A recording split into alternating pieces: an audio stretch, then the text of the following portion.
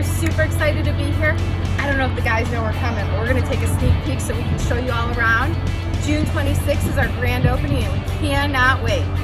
All right, team, check this out. 395,000 square feet of pure amazement. Starting to put up some walls here.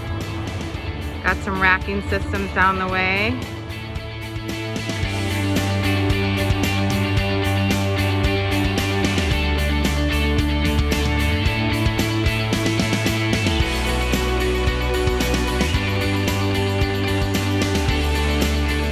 We're in the middle of getting started, and as you can see behind me, we have a sea of pallet racks.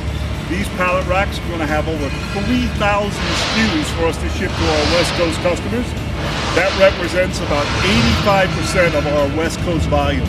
The remaining volume will still be coming out of Bahia, but what's interesting is there's almost 25,000 pallet locations for us to store our inventory to best serve our customers on the West Coast and to reduce their in-transit time as compared to what they've been experiencing from Bahia.